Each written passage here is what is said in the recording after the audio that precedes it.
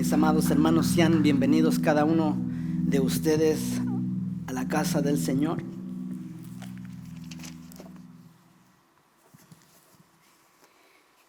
Y vamos a estar en el Evangelio de Marcos.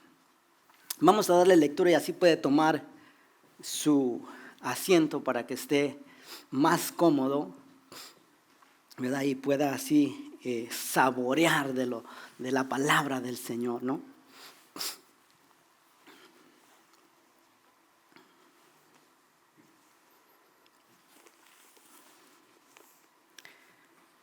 Marcos capítulo 2, verso 1 al 12, vamos a estar dándole lectura.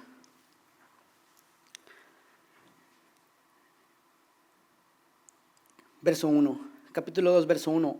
Entró Jesús otra vez en Capernaum después de algunos días y se oyó que estaba en casa. E inmediatamente se juntaron muchos de manera que ya no cabían ni aún en la puerta, y les predicaba la palabra. Entonces vinieron a él unos trayendo un paralítico que era cargado por 4. Entonces dice, y como no podían acercarse a él a causa de la multitud, descubrieron el techo donde estaba. Y haciendo una abertura, bajaron el lecho en que yacía el paralítico. Al ver Jesús la fe de ellos, dijo al paralítico: Hijo, tus pecados te son perdonados. Estaban allí sentados algunos de los escribas, los cuales cavilaban en sus corazones, porque habla este así, blasfemias, dice: ¿quién puede perdonar pecados sino solo Dios? Y conociendo luego Jesús en su espíritu que cavilaban de esta manera dentro de sí mismos, les dijo: ¿por qué caviláis así en vuestros corazones? ¿Qué es más fácil, decir al paralítico: tus pecados te son perdonados? O decirle: levántate, toma tu lecho y anda. Pues para que sepáis que el Hijo del Hombre tiene potestad en la tierra para perdonar pecados, dijo al paralítico: a ti te digo, levántate, toma tu lecho y vete a tu casa. Entonces él se levantó enseguida y tomando su lecho salió delante de todos, de manera que todos se asombraron y glorificaron a Dios, diciendo: nunca hemos visto tal cosa. Ayúdenme a orar. Padre, te damos gracias, Señor, en esta mañana, Señor, por tu preciosa y santa palabra, Señor, que nos has dejado, Señor, para poder conocerte a ti, Señor. Para conocer, Padre, tus maravillas, Señor, y tus prodigios. En esta mañana, Padre, háblanos por medio de tu palabra, Señor. Habla a nuestro corazón y a nuestro entendimiento, Señor, y trae luz, Señor, a nuestra vida, Señor. Por medio, Señor, de tu Espíritu te pedimos, Señor, que, Señor, hables a nuestro corazón. Que, Señor, uses mi vida, Señor. Y que, Padre, hables a la vida de cada uno de mis hermanos, Señor, por medio de tu palabra, Señor, en el nombre de Jesús. Amén y amén. ¿Puede tomar su lugar, mi hermano?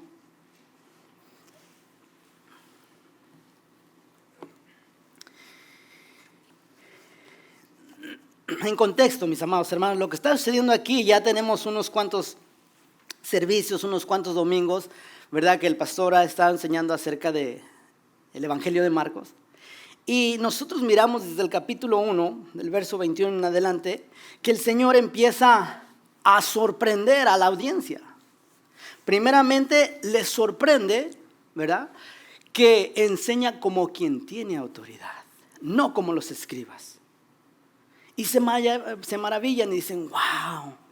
Pero no tan solo eso, mis amados hermanos, también miramos más adelante en el capítulo 1 que echa fuera demonios, sana a la suegra de Pedro y se quedan maravillados de todas estas cosas que el Señor hace. Y precisamente caen en el verso 12 del capítulo 2, dice, wow, nunca hemos visto esto. Así estaban tan maravillados porque nunca en todo el tiempo que habían escuchado las enseñanzas de los escribas, nunca habían visto tal cosa. Nunca había sido así. Entonces, miramos que enseña con autoridad, que tiene autoridad para sanar, que tiene autoridad para sacar demonios. Y aquí en el verso 1, ¿verdad? De hecho, en el servicio anterior, la predicación fue acerca de él que tenía lepra, el leproso. Que a consecuencia del milagro que Jesús hizo en este leproso, recuerden que ya Jesús no podía entrar a la ciudad, sino que se quedó fuera. Todo lo contrario, ¿no? Como que el leproso estaba en el desierto, conoce a Jesús, Jesús hace un milagro y ahora se viene a la ciudad. Jesús estaba en la ciudad, conoce a este leproso, lo sana y ahora se opuso su estancia, ¿no? Ahora la estancia de Jesús allá afuera y del leproso en la ciudad. Cambiaron las cosas. Pero precisamente en el verso 1, nuevamente dice que Jesús regresa otra vez a Capernaum después de algunos días y se oyó que estaba en casa. Así se dieron cuenta rápidamente que Jesús no estaba, pero que Jesús había llegado nuevamente.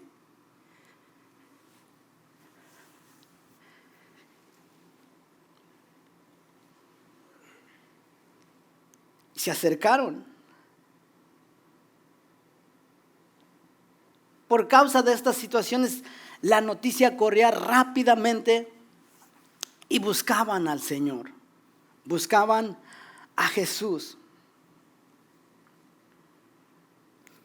Inmediatamente dice, se juntaron muchos, de manera que ya no cabían aún a la puerta. Y les predicaba la palabra en el verso 2. Jesús regresa a Capernaum después de algunos días de estar fuera en la ciudad. Cuando regresa se dan cuenta y lo buscan. ¿Por qué está fuera de la ciudad? Precisamente muy seguramente estaba fuera de la ciudad por causa del milagro que había hecho apenas hace unos días con el leproso. Y luego volvió a la ciudad. ¿Recuerdan?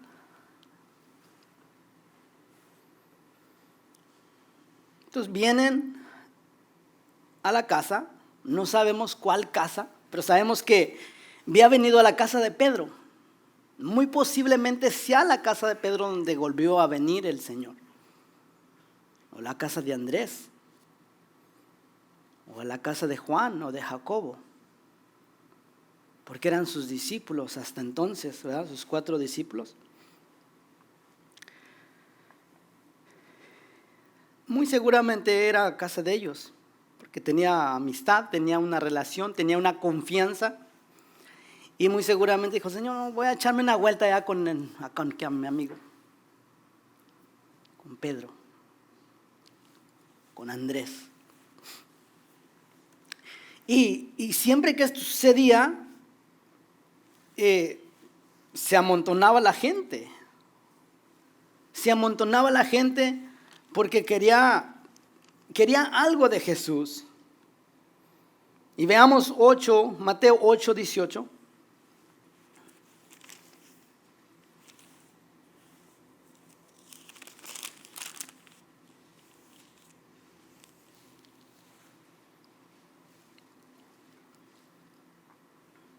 Viéndose Jesús rodeado de mucha gente, mandó pasar al otro lado.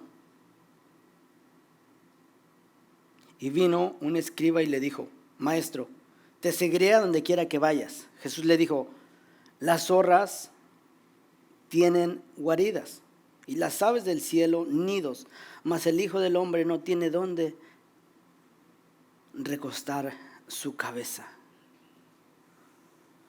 O sea, ellos lo estaban siguiendo por lo que ellos miraban que Jesús hacía.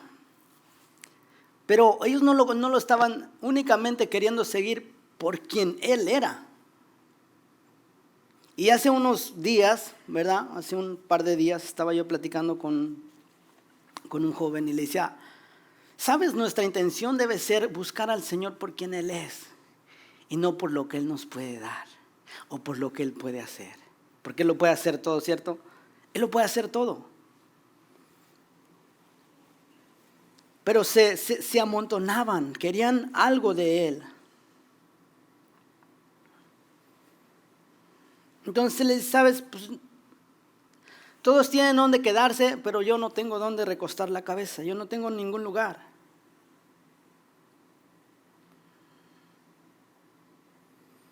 Así es de que, dicho esto,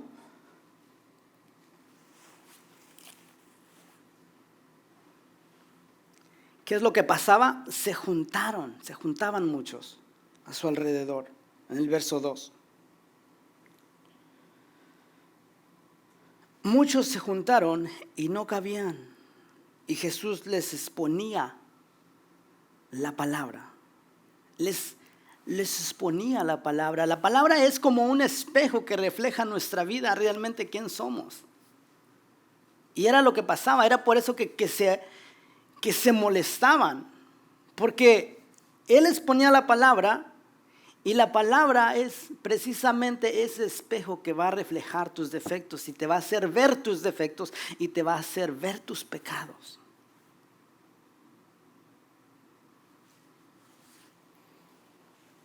Por eso había un disgusto en ellos.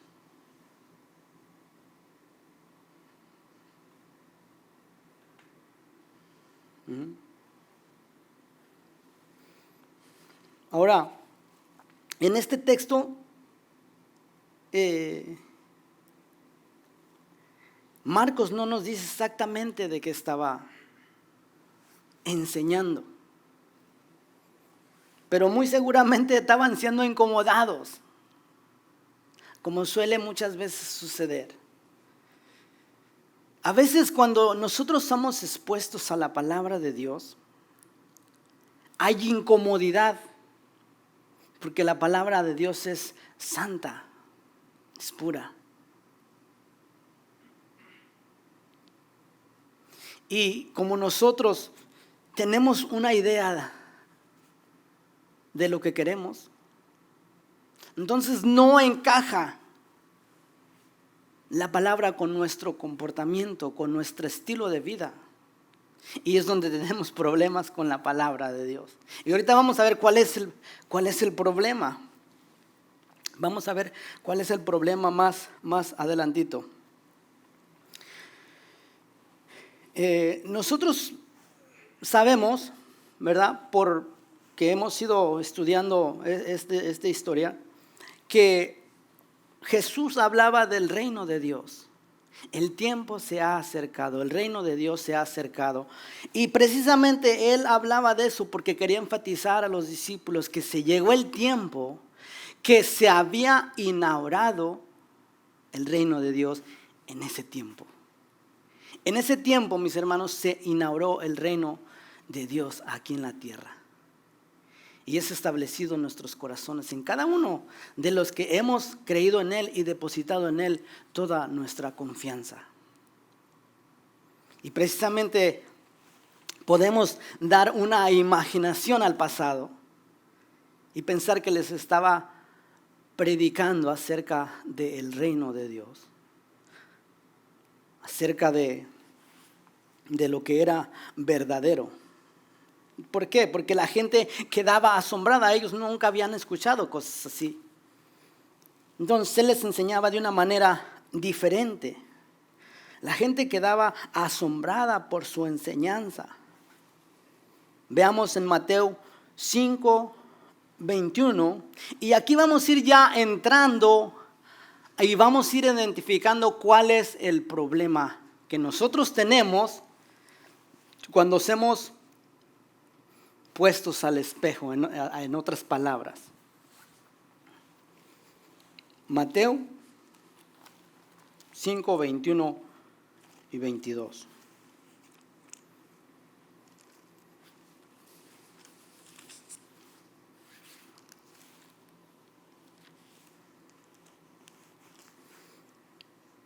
Dice, oíste que fue dicho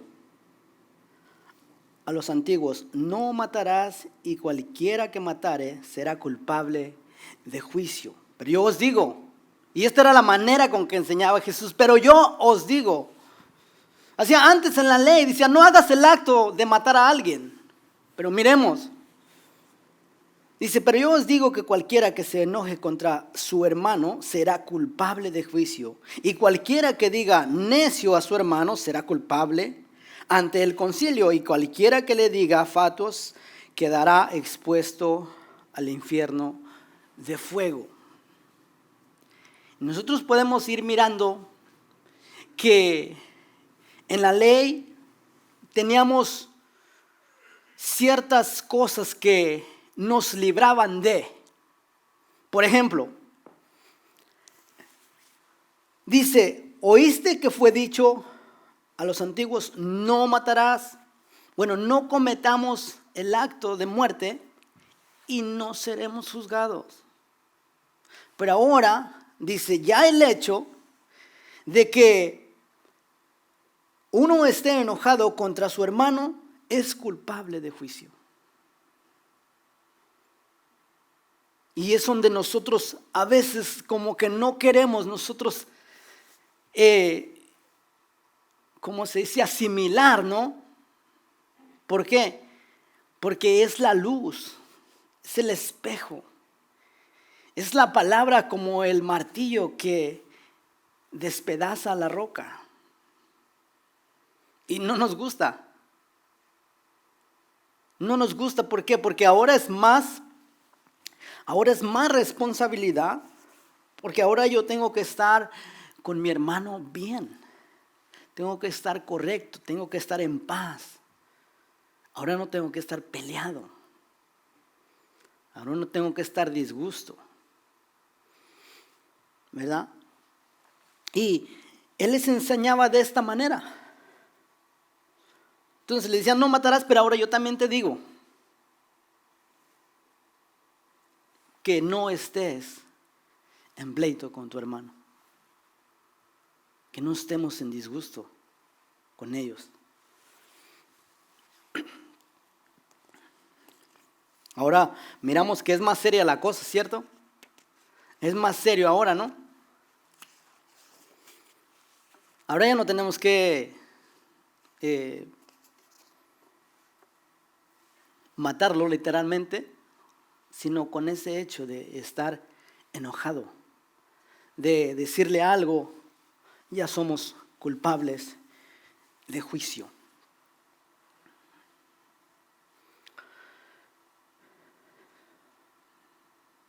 Entonces,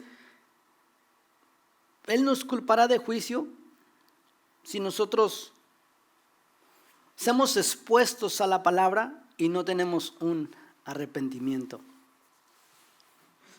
Entonces, la manera de solucionar esto es sencillo, pero es tan difícil, porque hay un problema en nuestro corazón que se llama orgullo.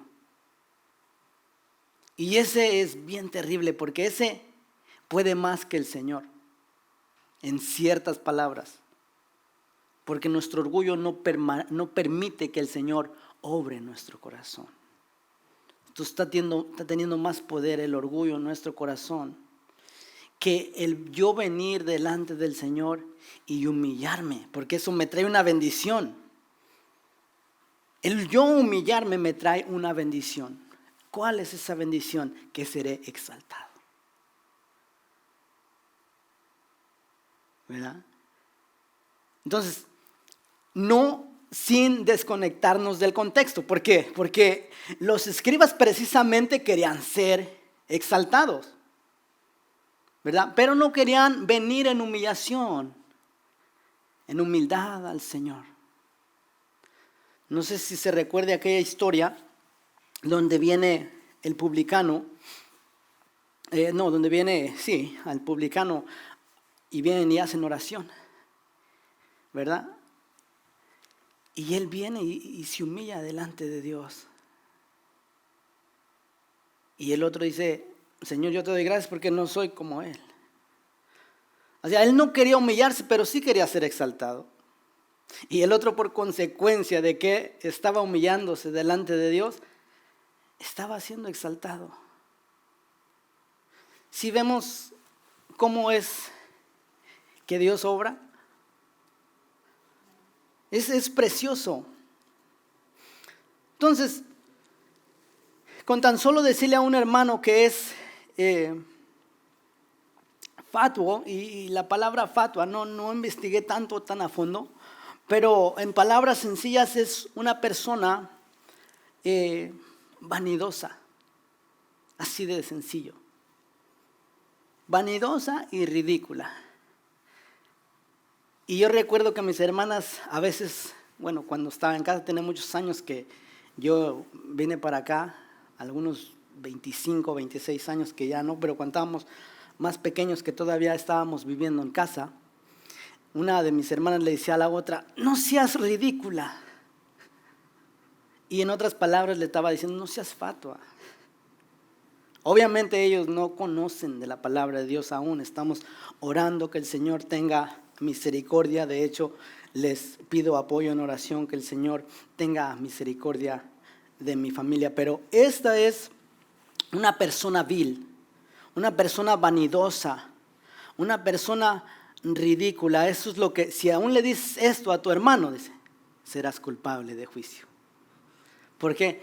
Por lo que sale de nuestra boca seremos culpables, seremos enjuiciados. ¿Por qué? Por lo que sale de nuestra boca. Por eso nosotros tenemos que tener mucho cuidado. ¿Qué es lo que decimos? ¿Qué es lo que hablamos? Porque eso nos enjuicia. Eso, es más, cuando ustedes, esperemos que no sea, ¿verdad?, infraccionado y que no sea parado por las autoridades, pero lo primero que le dicen a uno, yo fui muchas veces parado, ¿verdad?, gracias a la misericordia de Dios y en su amor que puso a un hermano a mi lado y siempre me andaba rescatando, pero decía, todo lo que tú hables será usado en tu contra. Entonces mejor uno se quedaba calladito. Por eso es de que tenemos que tener mucho cuidado de lo que nosotros hablamos para no ser enjuiciados por el Señor.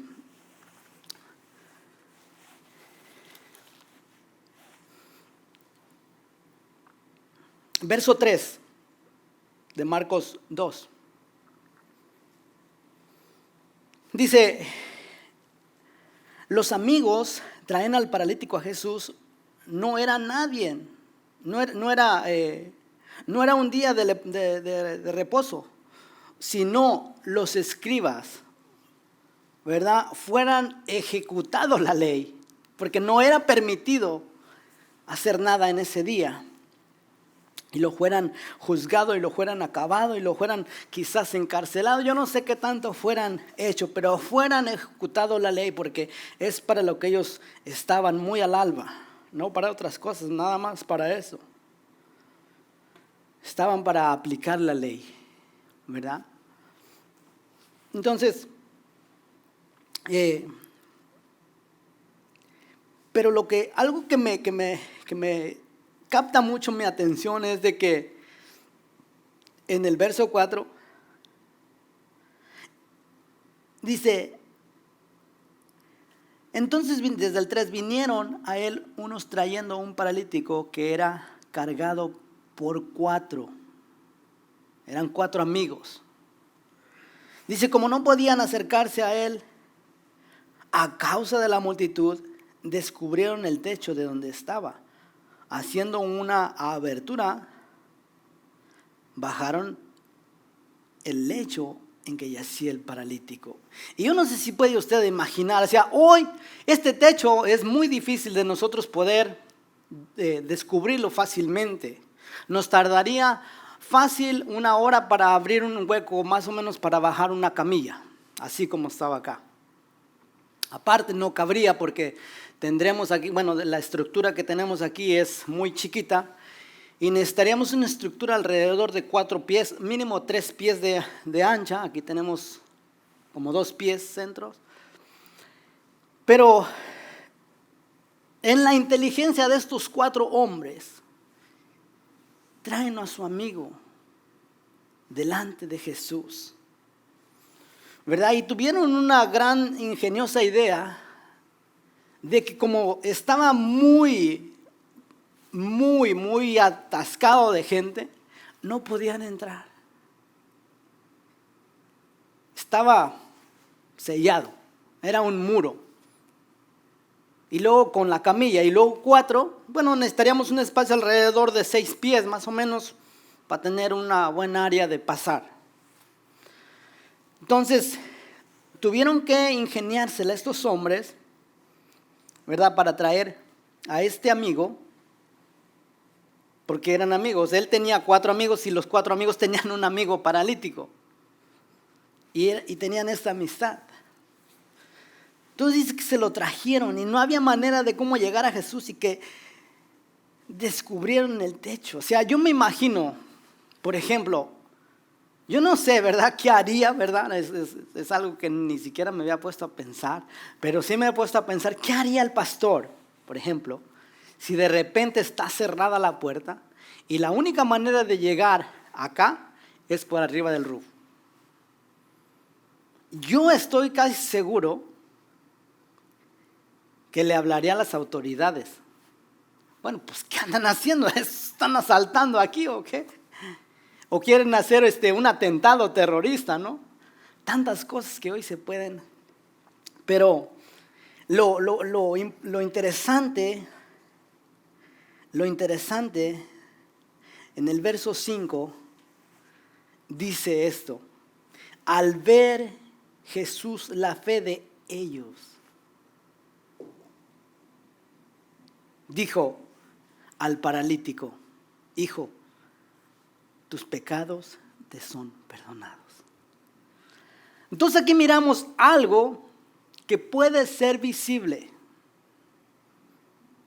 y eso es la fe. La fe se puede ver. La fe no es algo que no se ve. La fe es algo que puede verse a través de las obras, a través de las acciones. Estos amigos tuvieron una acción y dijeron al paralítico: vamos, te vamos a llevar, porque estamos seguros. O sea, la fe de estos hombres causó que estos hombres se acercaran a Jesús. Y eso es lo que hace la fe. La fe en Dios te acerca a Él mismo. Y cuando te acercas a Dios y que estás cerca de Él, Él puede hacer lo que sea. Puede hacer un milagro. Puede levantar un paralítico, sanar un leproso, sanar de una fiebre, como lo vimos ya en toda esta historia, y de cualquier otro problema o síntoma o enfermedad que uno pueda tener, porque Él es todopoderoso.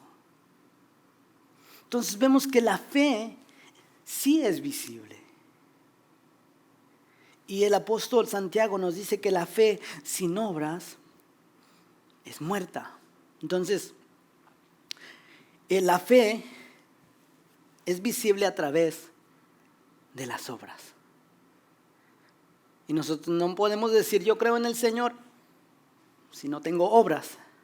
O yo tengo fe si no tengo obras. ¿Sí me estoy dando a explicar? La fe es visible. Entonces cuando yo creo, yo corro, yo voy, me acerco a Él, porque es visible.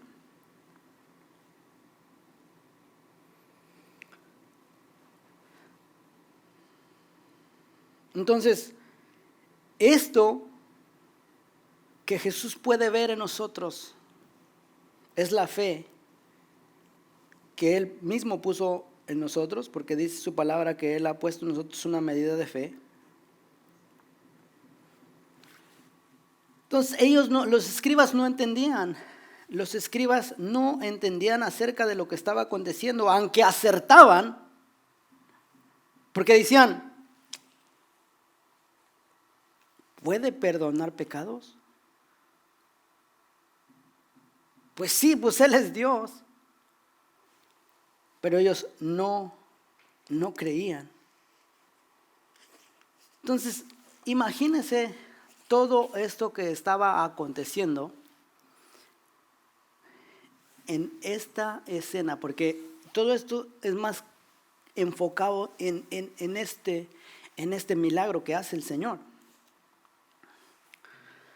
Pero algo bien precioso que les dice, hijo, tus pecados te son perdonados. Y que se escandalizan los escribas, porque ¿cómo que puede perdonar pecados?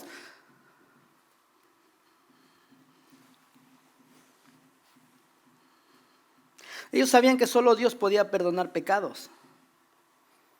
Pero estos no sabían que Jesús, el Cordero de Dios, reunía todos los requisitos que marca la ley para perdonar pecados en el Antiguo Testamento.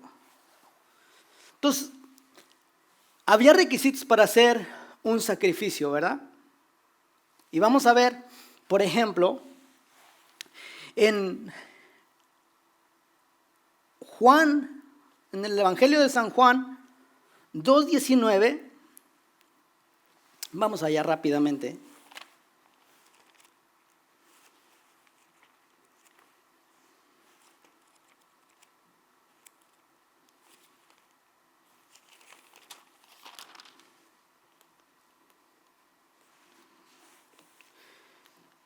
Evangelio de San Juan 2:19. Respondió Jesús y les dijo, destruiré este templo y en 3 días lo levantaré.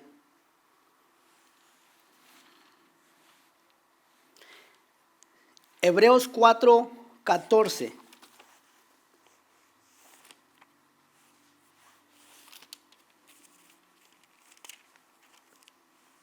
Dice, por tanto, teniendo un gran sumo sacerdote que traspasó los cielos, Jesús, el Hijo de Dios, retengamos nuestra profesión. Y Juan 1:29 dice, el siguiente día vio Juan a Jesús que venía a él y dijo, he aquí el Cordero de Dios que quita el pecado del mundo. Para hacer un sacrificio tenía que haber un templo, un sacerdote y obvio, el sacrificio, el que iba a ser sacrificado para poder llevar a cabo el sacrificio. Entonces Jesús dice, destruiré este templo y lo levantaré en 3 días. Jesús es el templo. Vemos en Hebreos que Jesús es el sacerdote. Vemos que Jesús en San Juan 1:29, Jesús es el Cordero de Dios. Jesús es el sacrificio. Entonces Jesús es el templo, Jesús es el sacerdote y Jesús es el sacrificio, el Cordero de Dios que quita el pecado del mundo. Qué impresionante. Ellos no se daban cuenta, aún conociendo la ley, que Jesús reunía todos los requisitos para hacer esto. Porque creían todo lo sabían, pero no creían que Jesús era el Hijo de Dios. Porque dicen, solamente para perdonar pecados, pues solo Dios. Para hacer milagros y sanar, solo Dios. Estaban correctos. Pero no creían que Él era el Hijo de Dios. Era la situación, era el problema que había. Entonces, ellos tenían todo esto en sus corazones y como Jesús conocía sus corazones, les decía, ¿por qué? ¿Por qué?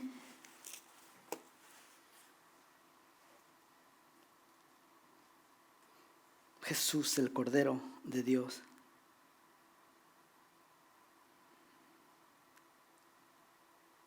Entonces, algo bien importante que dijo Jesús, ¿verdad? En este texto, en el 5 dice, hijo, tus pecados te son perdonados. Pues si él era un paralítico, él no andaba en la calle, no andaba por allá, estaba ahí en su cama, ¿cómo podía pecar? Pero vemos que sí. ¿Por qué? Porque sabemos que el problema es un problema del corazón y el pecado es un problema del corazón. Entonces, este mismo Jesús que perdonó a este paralítico de sus pecados, es el mismo que te dice hoy, tus pecados te son perdonados. ¿Y qué es más valioso? ¿Cuál es más importante? ¿Ser perdonado o ser sanado? Porque también lo sanó.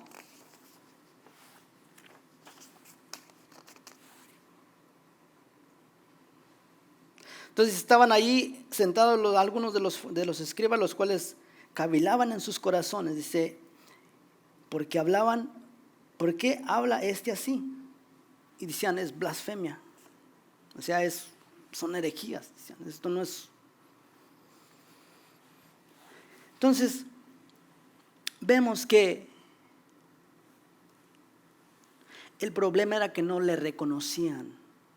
Ese era el problema, que nunca lo aceptaron como Mesías, como Salvador, como Redentor, hasta hoy en día. Entonces era cierto que ellos sabían que Dios podía hacer milagros.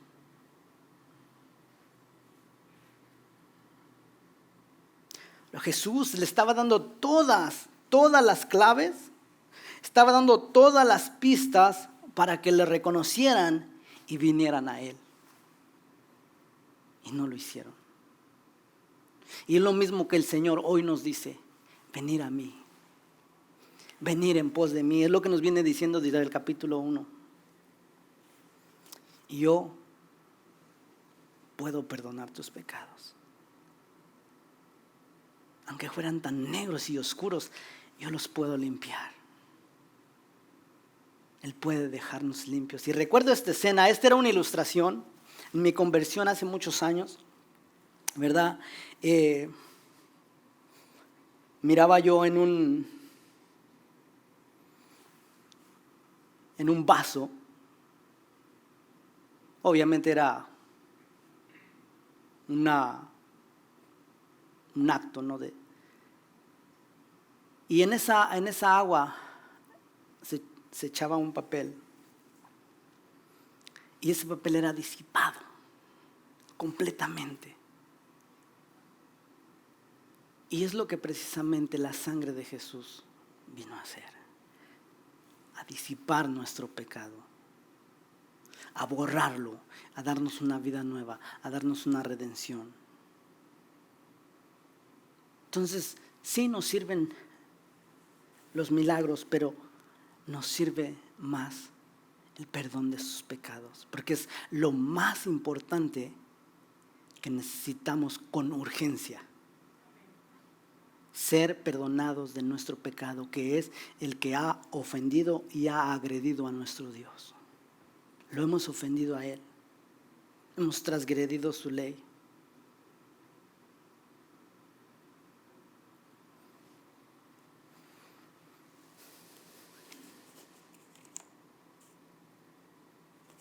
Entonces vemos que el problema siempre ha sido el problema del pecado.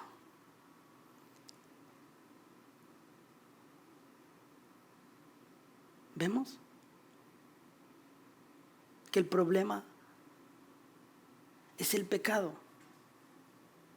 Y el pecado es algo que nos trae separación de Dios completamente.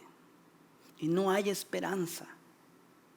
Y no podemos pecar deliberadamente si nosotros ya hemos conocido a Cristo. Si nosotros pecamos deliberadamente ya conociendo su sacrificio, entonces dice, no hay más sacrificio que hacer. Solamente, en otras palabras sencillas, un horrendo juicio. Punto. Ya, se acabó. Si nosotros seguimos pecando aún conociendo sus promesas, su sacrificio, su misericordia, y practicamos el pecado, estamos pisoteando la sangre de Cristo Jesús, la cual fue rociada para limpiarnos de toda maldad, de todo pecado, y redimirnos, y así tener una esperanza con Cristo en su venida. ¿Me explico? Entonces nosotros no podemos seguir practicando el pecado en nuestras vidas, porque es letal, es algo que nos va a matar. Y con esto termino, se nos terminó el tiempo, pero había una serpiente que pasó por algo tan filoso y de repente se cortó, ¿verdad? Entonces regresa y esa serpiente abraza a esa navaja que estaba ahí y termina apretándola de tal manera que se troza a ella misma, porque nunca pudo ver lo que le había hecho daño. Pensó que la habían agredido y abrazó eso, y eso lo mató. Y a veces nosotros, en vez de correr a Cristo, mis hermanos, corremos al pecado y lo abrazamos y nos mata. Y no hay más esperanza. Póngase de pie y así oremos, mi hermano.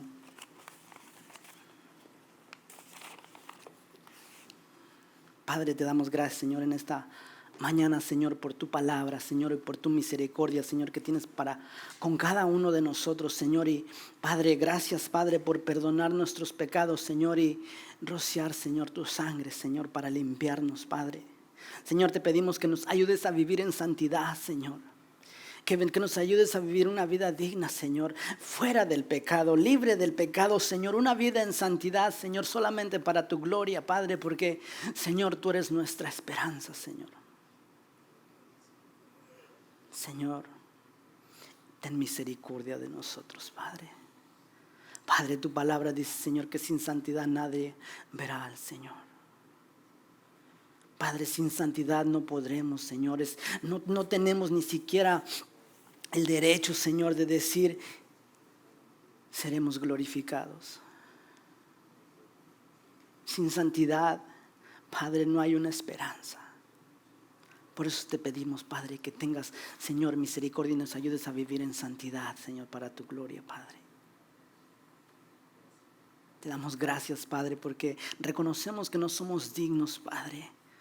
Pero por tu amor y por tu misericordia, Señor, a ti te ha placido y hemos hallado gracia delante de tus ojos, Señor. Por tu misericordia, Señor. Bendice a tu pueblo, Señor, en el nombre de Jesús. Amén y amén.